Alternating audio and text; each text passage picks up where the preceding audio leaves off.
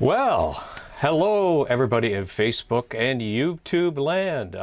So great to see everybody. My name is Al Torrance. I'm the president of the Upper Canada Musicians Association, and we are starting something new. We're going to give this a try. We've been fortunate enough to create have a lot of great people joining us for our concert series here in Brockville. And I thought that it might be a good idea to kind of stretch out and invite a few of our musicians that are a little farther away than Brockville to join us on the odd occasion and tell us and keep us up to date on how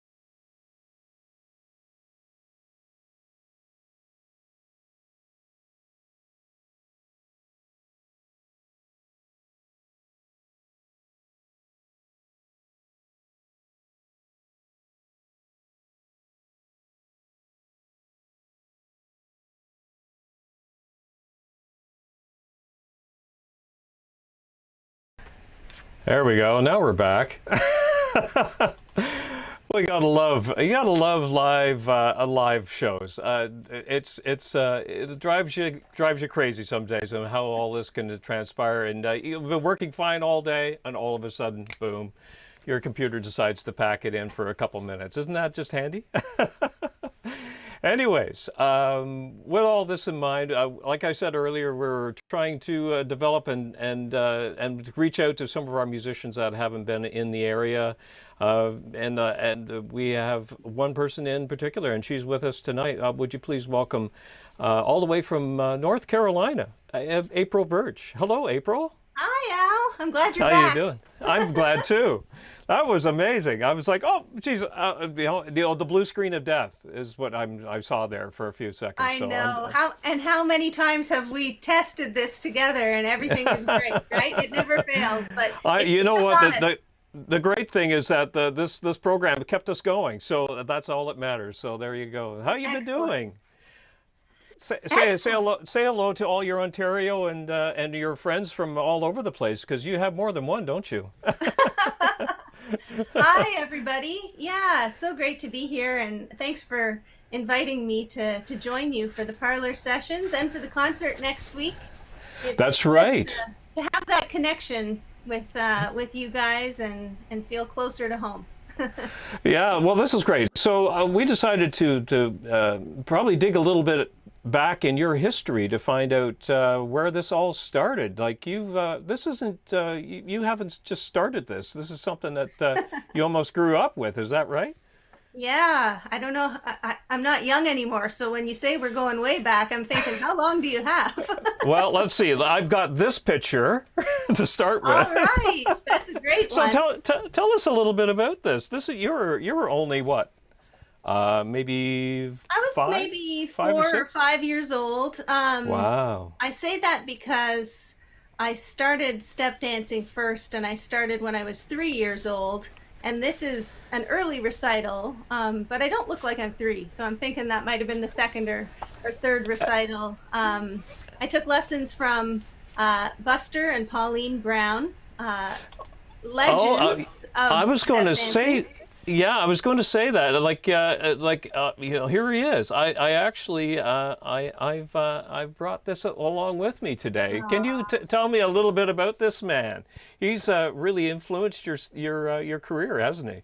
Yeah, Buster was my first teacher, and then later his wife Pauline as well. They taught up and down the Ottawa Valley, a different town every weeknight, and we were fortunate to get to perform with them as well. So I knew Buster quite well. He learned from Donnie Gilchrist, and Donnie is the pioneer, the father of our Ottawa Valley step dance style, and so. Yeah, no It's kidding. No, really cool. there were some distinct differences between the styles. Like when I watched Pauline and Buster dance, they were two very different styles of dancing, weren't they? Yeah, the style has continued to change and evolve over the years. Buster's style was different than Donnie's, certainly, and Pauline's a little different. But it is a style that drew from so many different places. Donnie Gilchrist was a tap dancer as well. Uh, Yeah, that's right. you Yeah, know, I saw so. You know what? I think Barry Gilchrist, which is Donnie's Son. son, I would suspect, has Yeah. posted a few pictures of some of Donnie's dancing, along with a couple other some fiddle players that we'll chat about a little later. But amazing, like he was so fluid, like he was so relaxed when he danced. It looked like it was natural for him, wasn't it? Definitely. I'll tell you something very exciting that nobody really knows yet. Um, I'm working on a collaboration right now with a great step dancer from England. His name is Simon Harmer, and Wow. we are studying Donnie Gilchrist and a traditional dancer from the same era who was from England, from Simon's neck of the woods, Alex Oh my Woodcock. goodness. And we're comparing their styles and coming up with some steps and a routine that would honor them both. So Oh, isn't that awesome? I've been talking with Barry, doing some research on Donnie, and he's been so helpful. And Barry and his siblings, Tony and Gina, they're great dancers too. Look up some Wow. videos of Barry; you'll love it. He's certainly in the genes, eh? Yeah. Oh, look at that. Northwind opened for April back in Brockville in 1995. Oh, look at that. Do you remember Steve Stang? I've known Steve for quite a while. So, do you Yeah, remember and that? I think it might have been the Balloon Rodeo Festival that. That's right. That would have been at that was at the Grenville Christian College at that time frame. That was called. It's changed now. It's a Maybe different place now. Steve can comment and tell me if that's right or if I'm way off the mark, because anything's possible. Oh, right on. So yeah, like let's see what have I got here. There's a couple of pictures of you here taking some hardware home. Yeah, it was great. There were so many contests in Ontario when I was growing up. I started dancing first, as I mentioned, at 3. Then I started playing fiddle at 6. And between May and Labor Day weekend, we could go to a different contest every weekend. And my It was parents took us to every one that they were able to. Um, and it what was a it was quite the time back in the 80s in that time frame, wasn't it? Like yeah. there was all the old time fiddler clubs that were going around at that time frame. The biggest one in Osgood and Metcalfe. Did you ever make it to any of those? Yeah, I was a member of the Renfrew County Fiddlers. Oh Um, wow. but we were lucky enough to get to go and perform and jam with some of the other ones too, and that's what the contests were so great for, was having, it wasn't about the contest, right? It was about getting together with other people that love It to was. play just as much as you. And Yeah, it was the social aspect of it all, you know. definitely. I'm just going to bring up a picture here of something that was probably, let me see if I can bring it up here or not. It's quite interesting. Well, you're going to show up here? There we go. Let's see if we'll get it going here. There we go. Guess who that is? Is that you? That is me. I was about, that was taken in 1967. I was 2 years old then. That's so Wow. you talk about destiny between the two of us, right? So Listen, Al, you got to work on your bow grip. You're holding it halfway up the bow. it was terrible. No wonder I didn't turn out to be a fiddle player, I'll tell you. That's And the other, adorable. well, yeah, and the other thing here too was, you know, you can tell the difference between the decades right there between the two pictures. You were in color and I was in black and white. Oh, Oh, that's awesome. Yeah, and then we got some of your, this is some of your dancing. I gather you were dancing with a troupe back at that time frame too. Now, can you tell us a little bit about that? yeah. So if you go, I'm up front, and then John and Kathleen McDermott, and the fourth person is my sister, Tanya. Ah, And yes, that's then right. Danny Walsh is behind her, and we were called the Dueling Dancers. There were a few different incarnations of the group over the years, but this is the original five Dueling Dancers. Wow. Um, and we used to go and perform with Buster at fairs and conventions and on TV, and it was such a great experience to get that performance experience at such an early age, to be Oh, learning from the masters who not only knew how to dance and play, but they knew how to perform, right? yeah. Oh, yeah, for sure. Oh no, that was a great trip. Well, now your sister, that's right. You kind of rode a little bit on the coattails of your sister. Pardon the pun. It probably was. You know, your sister would probably have a different saying to that, but but your sister now she did she pursue it any farther, or does she still do a little bit of performing herself? Well, she'll get up and do a few steps or sing a song with me sometimes when I'm performing closer to home, but she's a dental hygienist, so she's the responsible one. She's the one that I call during COVID and say, "Can I have $1,000 till I can pay you back?" It's nice to have sisters. Oh yeah, and Steve did reply, by the way. Here it is. He said that was it for sure. So Okay, there you go. good. So it's been verified. It's been verified. Thank you. And yeah, so here, and this is you a little bit farther along here. You're probably your, I guess, your early teens, right? So, and I'm you were getting doing, a little bit older, and my bangs are getting a little bit bigger. and you were, when did it start happening that you joined fiddling and step dancing together? Because even though it was sort of known, not a lot of people did it at that time frame. It was like it was either one or the other. Like you were one of the key people that started to do this, right? I don't know how many there were before, but I'll tell you that I saw Cindy Thompson do it. That's right. I And forget. She was yeah, just a little bit older than you, wasn't she?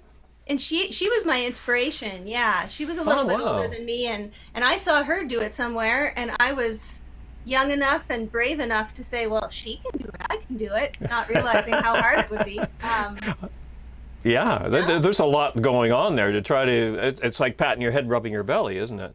yeah, that's right.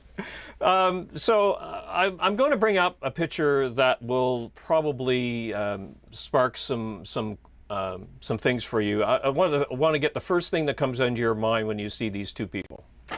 Hmm. Legendary. We owe so much to those two fiddle players.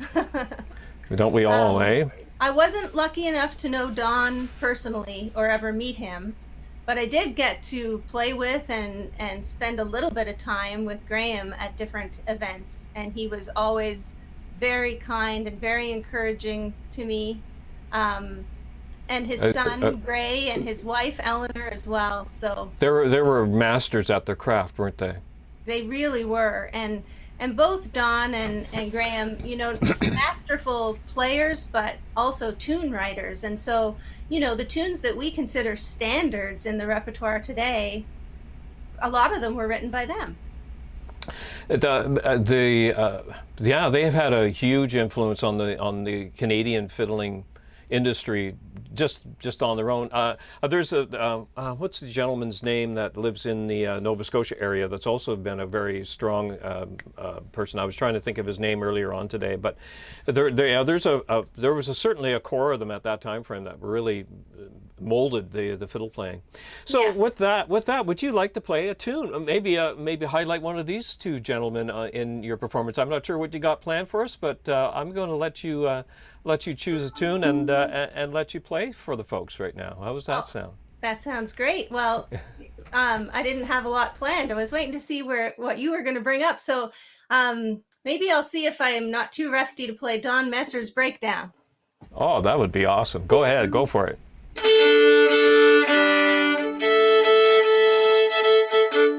And it's hard for me not to tap my foot, but I noticed earlier when we were doing a test that if I stamp my foot, the camera shakes. So I got to try not to do that. As long as it does it in time, we're good.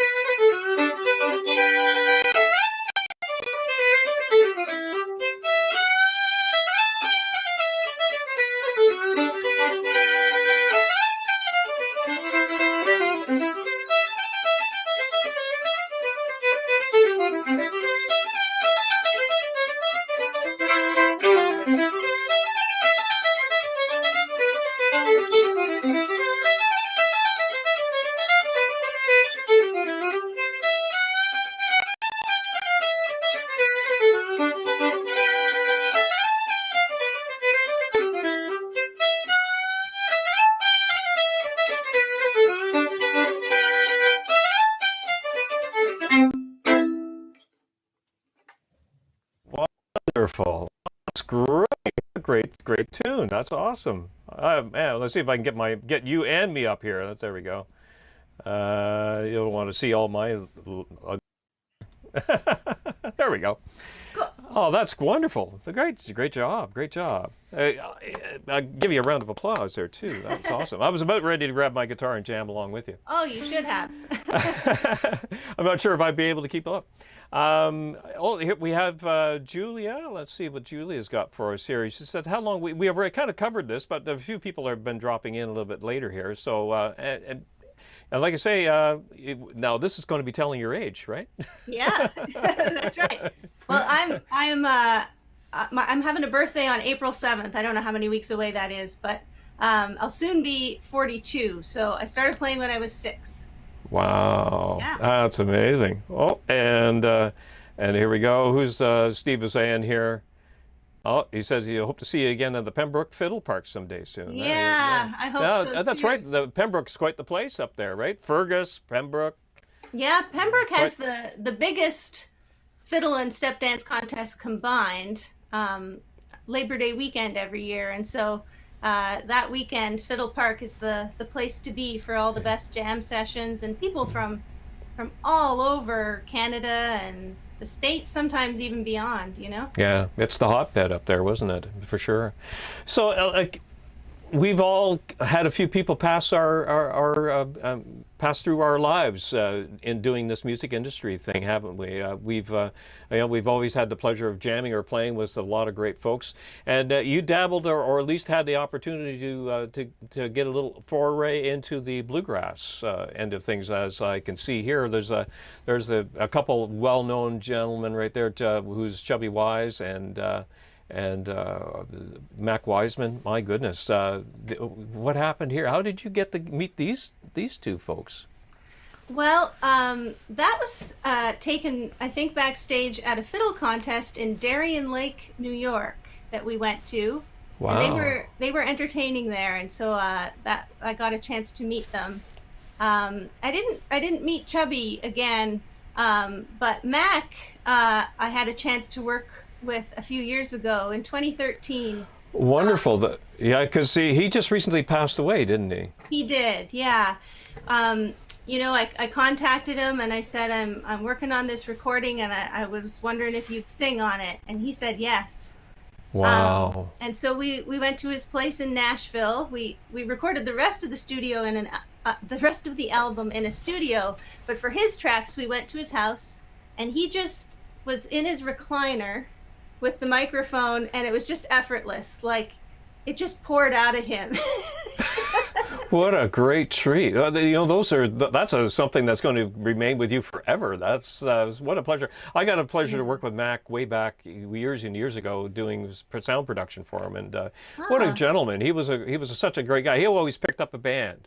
He never traveled with a band. He always picked up a band and brought them along. And I know the guys worked really hard to learn all the tunes because you never knew what he was going to bring up on stage at the time. Yeah. So it was kind of neat to hang around him for a little while, for sure. Yeah. So go ahead. Sorry.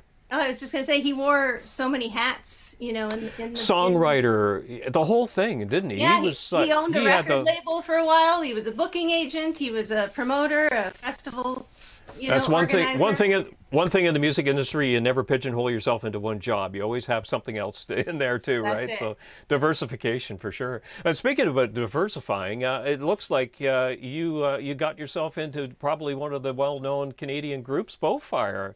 You're the one that's in the green dress, I think. Is that correct? Would that be right? Yes, that's right. Yeah. So tell me your history, or your little bit of your history with Bowfire. That must have been an awesome gig.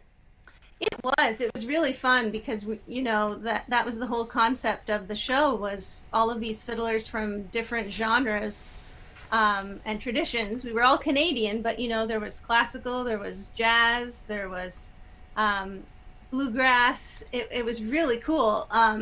So I had a great time. I started off with them just filling in for someone that couldn't be there. And then over time, I filled in more and more and started performing with them more regularly. But I really loved it, and I miss it. Well, we can see that because right here I found a couple pictures of you with a few folks. Look at that, right? There's three ladies that I personally know, and the gentleman, I don't have a clue who they are. But it looks like you got Kelly Trottier, Lindsay Beckett, and yourself there. All great fiddle players too. They're very, very good. That must have been an awesome. We just lost Sean Connery not too long ago. This must be a memory that you'll treasure forever. Definitely. It was so cool to have those experiences, but it was way more special because I was hanging out with Lindsay and Kelly, and the other people in that group. We really felt like family. Yeah, I bet, for sure. What a great opportunity to meet some wonderful folks, for sure. Now you've transgressed a little bit. Now I guess you've been. How long you've been in the States now? You've been down there for a number of years now, have you? Not really. I haven't really called any one place home before COVID because we were touring so much, and I was sort of in transition. But I just got my green card 2 weeks ago. And so now I can say that I live here. But before that, I had a work permit and I could be here, but I couldn't live here. Such a difficult place. It's like in a limbo, basically, for a while, right? Yeah, it is. And, that was okay. With my lifestyle, it didn't feel like limbo. It felt like being on the road. Yeah, pretty much, right? But it's also nice to get some of those things taken care of and feel a little bit more settled and have different options and not worry about, am I going to get the next work permit, Yeah, because those things are questionable at the best of times. Yeah. Now, you were saying that you've met some really great musicians, so especially with Mac and Chubby being one of them. But there's another gentleman that you've kind of got to got to work with, and I'm not sure how this collaboration ever came to be. How did you get to find Joe and start working with him? Because I don't think a lot of people know Joe up here in Canada as well. They do down in the U.S., but there might be a few folks up here, of course. But tell us a little bit how this union came together. Well, I've known Joe's music for a really long time. But the way the collaboration finally came together, I was looking for a new guitar player for the April Verch band, and was having trouble finding somebody. And I figured it wasn't really something Joe wanted to do, join a band. But I contacted him anyway, and he said, "Yeah, no, I'm not looking to be in a band, but I'd sure love to work with you sometime." Oh, wow. So we sort of put it on the back burner for a little while, and then he reached out again and he said, I have a month of work that just fell through, and I forget when it was, coming up in a few months. Are you busy then, or would you like to do some shows together? And I happened to have some time. So we said, let's do this. And we did things kind of backwards. This isn't advice I would give to musicians. But we both had some connections, and we said, well, if we're going to do this, let's do it. So we booked some shows, and then we met for the first time and played music together. We were fairly confident we were going to like it. Right. And we were right. And so, we've been playing together for a few years now, and I have the April Verch band, and then we have our duo, and we go by Newberry and Verch. Yes, right.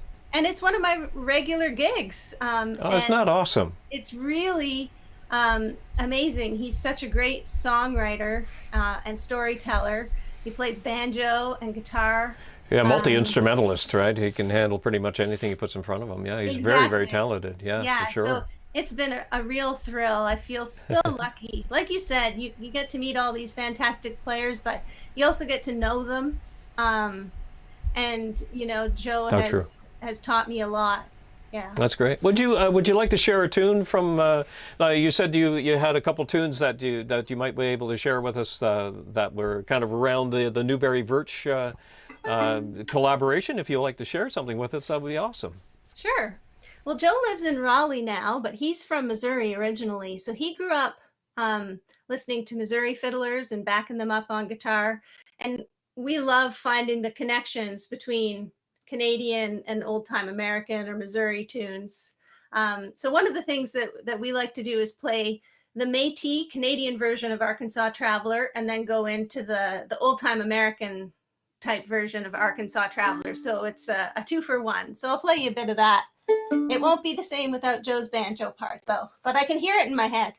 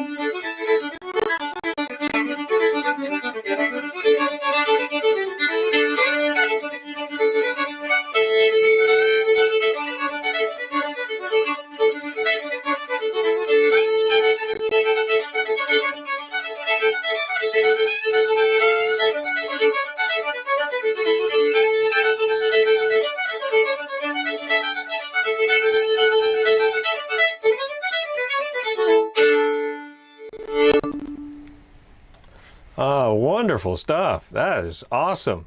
There we go. Thank you. Ah, great. Oh, great hearing that Arkansas Traveler. That's a great great variation of it too. There's so many different versions of that get shared around for sure. Definitely, yeah. Well, the congratulations has to go out to you. You just got nominated back in 2020, right? For Roots Album of the Year. Look at that. Here it is, right here. Look at that. Good for you. And what a fine list of people to be nominated in too. You must be totally pleased with this. I know. Oh, yeah. How's it feel? How's it feel to be nominated? This isn't your first time too. Didn't you have? Wasn't back in 2001 Virtuosity that also got nominated? Yeah, that's right. Yeah, Oh, almost good for 20 you. years apart. That's success in a Canadian way, right?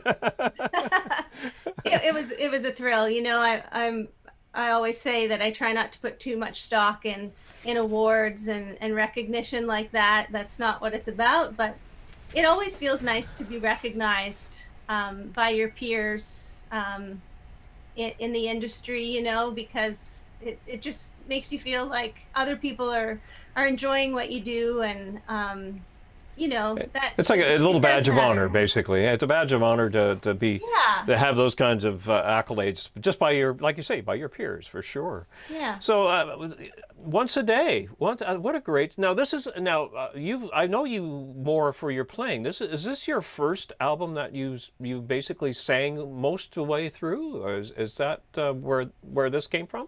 No, I started singing on albums in 2003. Oh wow, okay. But there weren't always as many vocals. This one is more vocals. Some earlier ones were too, though. I kind of go back and forth a little bit. This is the first one though that was a tribute to classic country music. So it's a tribute to the 50s and 60s Totally, yeah. country stuff, and that is just something that has, you know, been part of my life from the beginning. I got to grow up around the legendary musicians of the Ottawa Valley, thanks to Buster Brown, you know, taking us along for all those performances. But I got You meet to know them. tons of players back then, for sure. Yeah. Because they would be all backing you up when you're step dancing, most of them, right? Yeah, definitely. So, Yeah. you know, it's just, that feels like home to me. Classic country feels like home. Did your dad play with some of those people back at that time frame as well? Because I know your dad was. And now, is your mom also a bit of a player as well, or is your dad more you're focused on your dad? Yeah. My dad plays guitar and sings, and Mom is our biggest fan. and sewed all those fancy costumes back in the day that you were looking at. So she put all her heart right in the show part of it all, didn't she? Definitely, yeah. She was a big part of that. Helping us speak clearly and come up with what to say when we were, you know, too young to figure out introducing things ourselves, you know. Now speaking of young, you took a little trip back here. Look at this. Now this is you just released this not too long ago. You're doing some kids songs, and are these songs that you've written, or are there been a few that that you brought back? Or so tell us a little bit about this album, because this is a little different approach for you. This is something outside your wheelhouse. Yeah, definitely. It came out in July last year, and it was a creation of COVID. I probably wouldn't have thought of it otherwise. But there we were at home, not able to tour. I have nieces and nephews and friends that, you know, children were at home and bored and not able to go out. And I thought, well, what can I do? And this is it. This is what came out of this is the COVID project then. So we recorded it at home. I wrote almost all the songs. I think there are 2 or 3 that are traditional children's songs, but the rest of them I wrote, and it was a labor of love, you know. I hope it'll live on for a long time. It's not going to get a Juno nominee or anything. But you never know.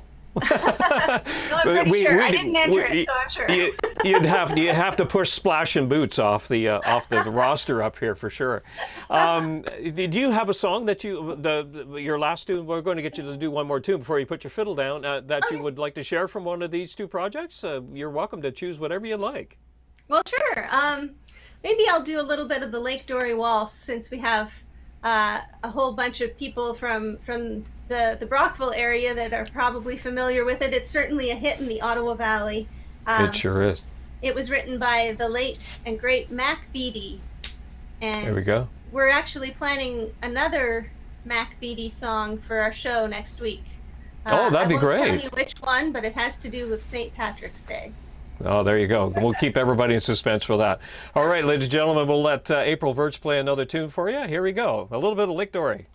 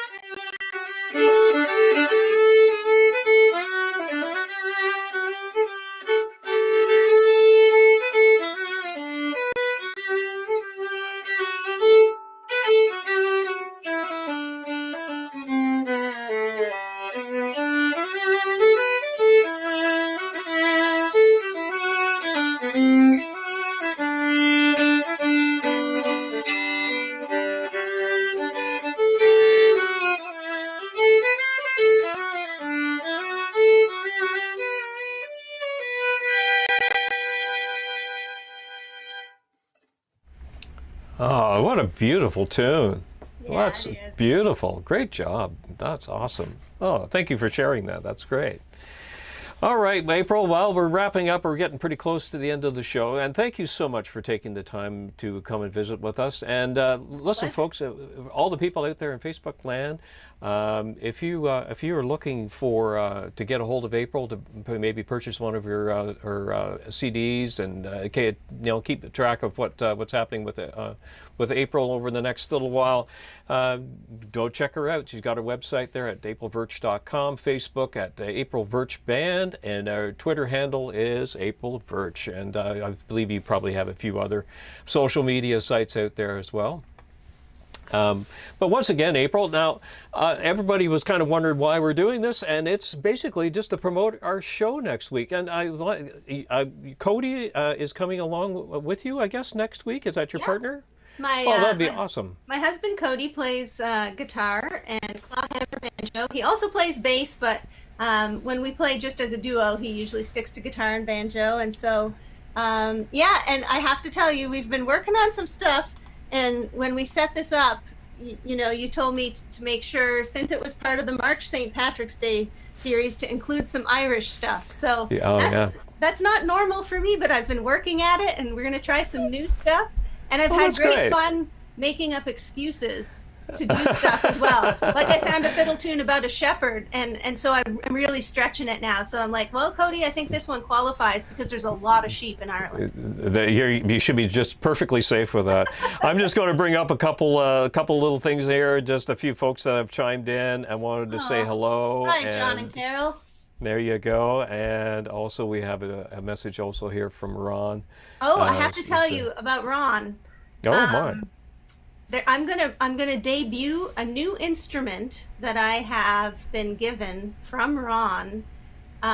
No one else has seen it yet, but next week during the concert, I'm going to pull it out and play a tune on it. So you can Oh look wow! forward to So that. okay, Ron's got to definitely keep an eye out for that for sure. Oh, that's awesome! Good stuff. So that's right, folks. So remember, for next week we have April coming back with us from. Let me see if I can bring this up fully. Don't watch us on our Facebook channel, on our and on our YouTube, the Upper Canada Musicians Facebook page and a YouTube page. And I think we're going to try to simulcast this over onto April's Facebook and YouTube as well. So if you're going to be able to catch it there, you can catch it with us as well. We have to also thank the Music Performance Trust Funds, who's been funding this project for us. So we're very, very happy to have them as partners with this organization. So let's see if we can bring it up. There we go. Well, thank you again, April. It's hard to believe that almost 40 minutes has scooted past us here. The time just disappears, doesn't it? It's just It really amazing. does. Got a lot to talk about. You're a very popular person. You got lot of history behind you. And congratulations. I forgot to mention this. Next year for you, you'll be celebrating your 25th anniversary with the Upper Canada Musicians Association. So congratulations there. And pre-happy birthday. We always wondered how you got the name April, and now the questions have been answered. So That's right. well, thanks again, April. Take care of yourself and have a safe week. And ladies and gentlemen, come back next week, next Wednesday, March the 24th at 7 p.m. and come and catch April and Cody's show. This should be just an awesome time. So once again, thank you so much, April. Have yourself Thanks, a great Al. week. All right, and stay well. Take care, everybody. Okay, bye for now.